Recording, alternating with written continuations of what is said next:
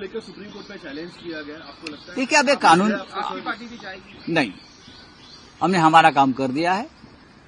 हमको जो कहना था, हमको जो बोलना था, हमको जो निर्णय लेना था, हमने लिया है। अब हमारे लिए ये फाइल बंद हो गई है। वक्फ बिल दोनों सदनों से पास हो चुका है। सरकार इसे एक तरफ अपनी बड़ी सफलता मान रही है, तो वहीं विपक्ष इसे मुस्लिम अधिकारियों के खिलाफ बता रहा है। वैसे अभी वक्फ संशोधन बिल को लेकर इंडिया गठबंधन में एकता देखने को नहीं मिल रही है।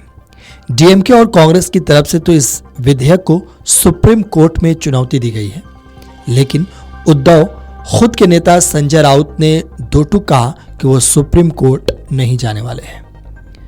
दरअसल मीडिया से बातचीत करते हुए संजय राउत ने कहा कि हम सुप्रीम कोर्ट नहीं जाने वाले हैं। हमने हमारा काम पूरा कर दिया है। जो कहना था, जो बोलना था, वो सब दोनों ही संसद में हम कर चुके हैं। ये फाइल हमारे लिए अब बंद है। संजय राउत ने इस दरमियान आगे कहा कि जो भी शख्स इस बिल को हिंदुत्व से जोड़ने की कोशिश कर रहा है, उससे बड़ा मूर्ख कोई और नहीं। असल में सरकार चाहती है कि इस बिल के जरिए उद्योगपतियों के लिए बोर्ड की संपत्ति पर कब्जा करना और आसान हो जाए। संजय राउत ने इसी कड़ी में संसद में भी भाषण दिया था। तब तो उनकी तरफ से जिन्ना का जिक्र किया गया था। उन्होंने सरकार पर आरोप लगा दिया था कि वो हिंदू पाकिस्तान बनाने की कोशिश कर रही है।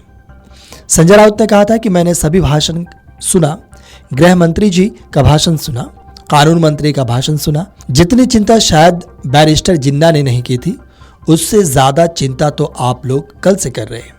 एक बार तो मुझे भी लगा कि कहीं बैरिस्टर जिन्ना की कब्र से आत्मा उठकर आपके शरीर में नहीं घुस गया हो। हमें तो पहले लगता था कि हम सभी मिलकर हिंदू राष्ट्र बना रहे हैं, लेकिन अब लग रहा है कि आप तो हिंदू पाकिस्तान बना रहे हैं। जरा सुनिए संजय राउत का ये बयान। अब देखिए, आने वाले दिनों में लैंड्स किसके खिस्से में जाती है। अभी से सौदा शुरू हो गया है ये लोगों का। ये लोग ऐसे सीधे लोग नहीं है।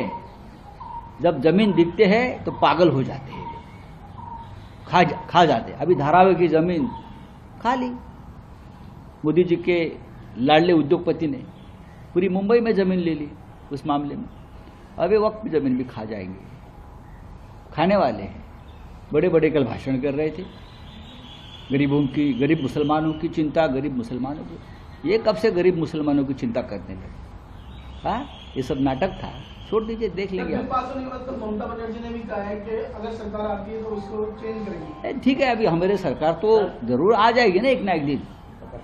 सर, प्रफुल्ल पटेल को बाला साहब ठाकरे की याद आई है कल। प्रफुल्ल पटेल को बाला साहब ठाकरे की याद आने की जरूरत नहीं। बाला साहब ठाकरे की अगर याद किसी को आती है तो अपने विचारों से निष्ठावान होना चाहिए। अपने बाप के पीठ में खंजर खुपस करे आदमी भाग गए। शरद पवार उनका बाप था। आदरणीय शरद पवार साहब उनके पिता समान थे। उनके पीठ में खंजर खूब करे लोग आदमी। अगर हमको निष्ठा के पाठ कल पढ़ा रहे थे, भाई मेरे को तो बीजेपी वाले पर तरस आ रहा है। बड़ी बड़ी राष्ट्रभक्ति की बातें करते हैं, पाकिस्तान के साथ लड़ने की बातें करते हैं। जो दाऊद इब्राहिम पाकिस्तान में बैठा है, उनके साथ रिश्ते किसके हैं? ऑन रिकॉर्ड इकबाल मिर्ची, ये प्रफुल्ल पटेल की। सर, आप बड़ा आरोप कर रहे हैं, वो तो सांसद है। मैं क्यों बड़ा आरोप कर रहा हूं? प्रधानमंत्री मोदी ने किया है। प्रधानमंत्री मोदी ने डिफेंस की जमीन हड़पने का आरोप किस पर किया था? अशोक राव चौहान। मिर्ची के साथ व्यवहार का आरोप किसने किया था? प्रफुल्ल पटेल के ऊपर मोदी जी ने किया। दोनों आज बीजेपी में है। ईडी का चार्जशीट पढ़ ली, ईडी का चार्जशीट पढ़ लीजिए। यहां आकर चाटुगिरी करके वो पूरे आरोप से मुक्ति मिली। वो इसलिए तो डर कर भाग गए। हम डरने वाले नहीं। हम हमारे पार्टी में जो हमारा रंग था ओरिजिनल, उनके साथ रहे। प्रफुल्ल पटेल जी ने कितने बार रंग बदला है, क्यों बदला है, किसके लिए बदला है, ये खुलासा वो करेंगे। अगर आप ये वीडियो YouTube पर देख रहे हैं तो हमारे चैनल को सब्सक्राइब कर बेल आइकन दबाएं, और Facebook पर देख रहे हैं तो हमारे पेज को लाइक करें। 8 मिलियन प्लस सब्सक्राइबर, आपके इस भरोसे के लिए बहुत धन्यवाद।